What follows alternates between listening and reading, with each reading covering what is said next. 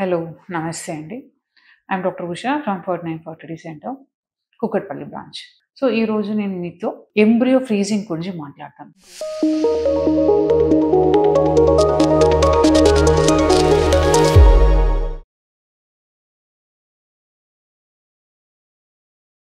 So చాలామంది ఇప్పుడు actually infertility rate అనేది చాలా ఎక్కువ అయిపోయినాయి. Because of the food which we take, adulteration వల్ల, అండ్ దెన్ ఎన్విరాన్మెంటల్ పొల్యూషన్ వల్ల, and then stress, lot of the reasons అనమాట. సో ఇప్పుడు యాజ్ సచ్ ఇన్ఫర్టిలిటీ రేట్ అనేది ఎక్కువ అయిపోయినాయి.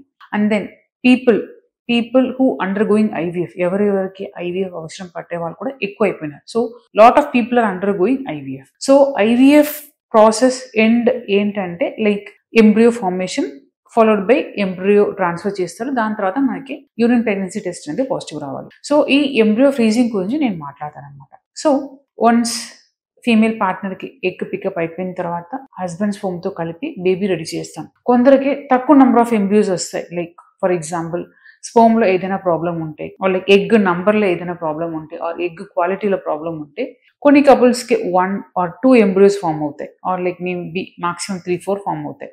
వాళ్ళకే లైక్ ఉన్న ఎంబ్రియోస్ని వాళ్ళు ఫ్రీజ్ చేసుకుంటారు. అండ్ దెన్ కొందరికి for example PCOS patient and like మంచిగా ఎగ్స్ మంచిగా ఉన్న పేషెంట్స్కి నెంబర్ ఆఫ్ బేబీస్ అనేది ఎక్కువ ఫామ్ అవడానికి ఛాన్సెస్ ఉన్నాయి. అప్పుడు కూడా few patients will freeze only few embryos, remaining ఎంబ్రియోస్ని డిస్కార్డ్ చేసేస్తారు.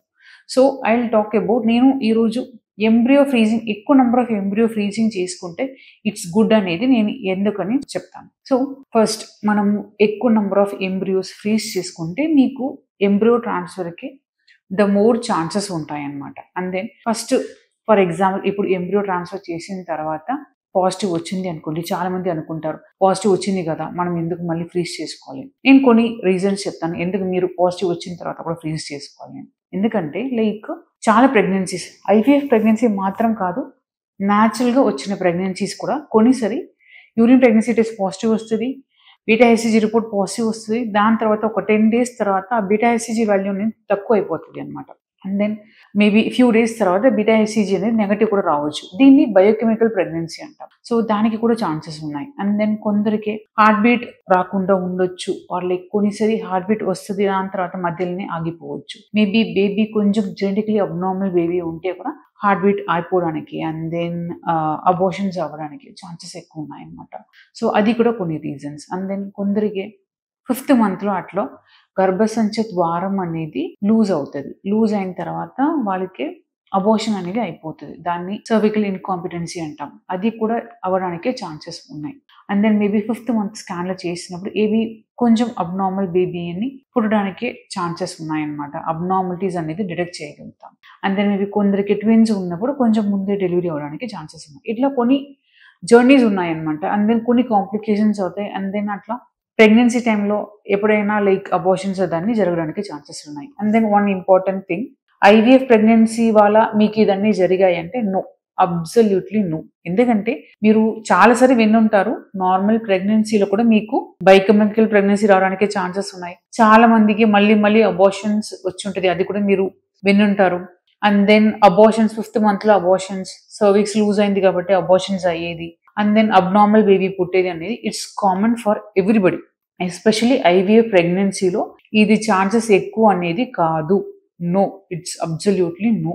ఏదైనా ప్రెగ్నెన్సీ నార్మల్ కన్సెప్షన్ అయినా కూడా మీకు abortion chances, biochemical chances, 5 months delivery అవ్వడానికి ఛాన్సెస్, అండ్ దెన్ ముందే డెలివరీ అవ్వడానికి ఛాన్సెస్, అబ్నార్మల్ బేబీ పుట్టడానికి ఇదన్నీ ఛాన్సెస్ ఉన్నాయి. సో ఐవీఎఫ్ ప్రెగ్నెన్సీ అండ్ నార్మల్గా కన్సీవ్ అయిన ఇద్దరు ప్రెగ్నెన్సీకు ఈక్వల్ ఛాన్సెస్ ఉన్నాయి. Okay, that is very very important message. So and then in case మంచిగా బేబీ పుట్టిన తర్వాత కొన్నిసారి బేబీకి ఏదైనా అబ్నార్మాలిటీ పుట్టిన తర్వాత కూడా డయాగ్నోస్ చేయగలుగుతారు అనమాట. లైక్ హార్ట్ ప్రాబ్లం, హార్ట్లో హోల్ ఉంది అని మీరు చాలాసారి వినుంటారు, అట్లా కూడా అవ్వడానికి ఛాన్సెస్ ఉన్నాయి. అండ్ దెన్ మేబీ ఇప్పుడు autism and then hyper active child అనేది చాలా ఎక్కువ అయిపోయినాయి.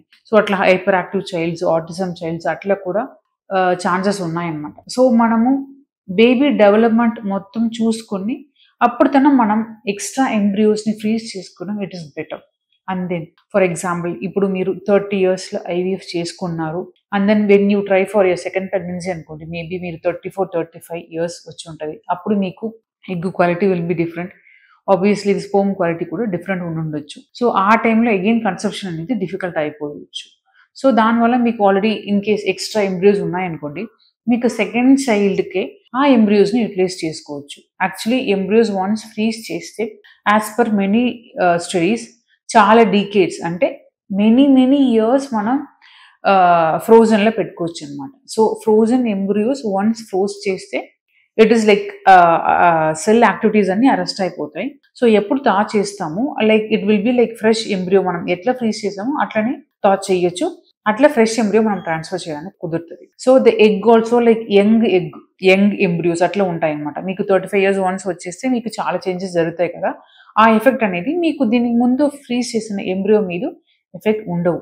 సో మీరు సెకండ్ ప్రెగ్నెన్సీకి కూడా అది మీరు ఎక్సెస్ ఎంబ్రియోస్ ఉంటే యూజ్ చేసుకోవచ్చు. So let you know about the importance of embryo, and then మీరు ఎక్కువ ఎంబ్రియో ఫ్రీజ్ చేసుకుంటే it is always better for you and then for your to have a future babies also. So ఇదే నేను మీకు explain చేయాలని అనుకున్నాను. I think I have cleared all your doubts. I have explained to an extent. Still if you have a doubt, I think many of my patients also must be watching this. Still ఇంకా మీకు ఏదైనా doubt ఉంటే visit us, approach us. We will tell you what to do, how to proceed. Okay? Thank you.